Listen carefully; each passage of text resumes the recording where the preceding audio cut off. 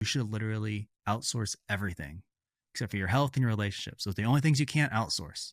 But literally anything else, why would it even be worth spending your time on it when you can get somebody else to do it who's probably better than you?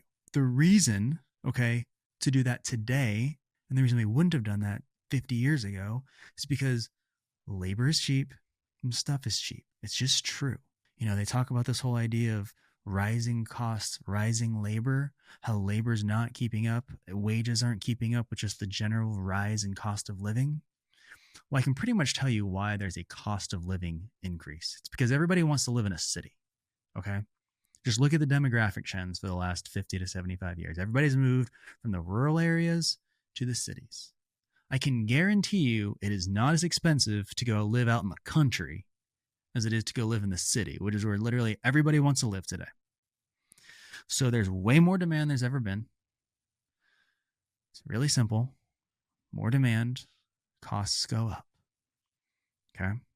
You can infinitely create stuff. That's what we do. This is America. We just infinitely create stuff, or we outsource to other countries and they infinitely create stuff for us. It's not like they're building more land.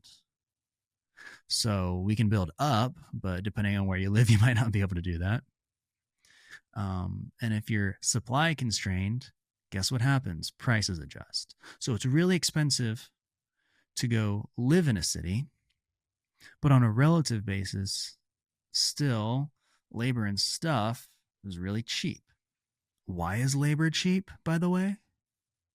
Because in order to live like a king today in 2024 or 2025, it's actually not that expensive. It's true. Your standard of living today is freaking insane. I'm going to tell you this. So I know there's a restaurant in Austin. I know it pretty well. And it's like, very fancy, white tablecloth, nice kind of restaurant. It's the restaurant where whenever somebody who's famous or celebrity, rich person comes into town, they're going to eat at this restaurant. And I know a few weeks ago, there was a very well-known individual, a billionaire, who came and ate at this restaurant with his billionaire friend who was visiting in town. Okay, just the two of them. They spent $350 on dinner. They tipped $200 because they're billionaires, nice guys, and they left. They didn't get the caviar service. They didn't get the nicest bottle of wine. No, they went to a very nice white tablecloth restaurant, but they spent $350 on food, a couple drinks, and they left. Now, I realize $350 is a lot for dinner for two people. Most people aren't going to do that every night. In fact, I would say virtually nobody's going to do that every night. But that's not something that you couldn't go do once a year. Maybe a couple times a year if you're lucky, special occasion. The point is, you can have the same exact life experience, even if just for a few hours, as the, I'll say it, literal richest person on earth. The richest person on earth can go to a restaurant and have the exact same standard of living as you can for a few hours. So why is labor so cheap? Because it is cheap to spend our time the same way that the most powerful people on earth do. It's an absolute fact. Okay.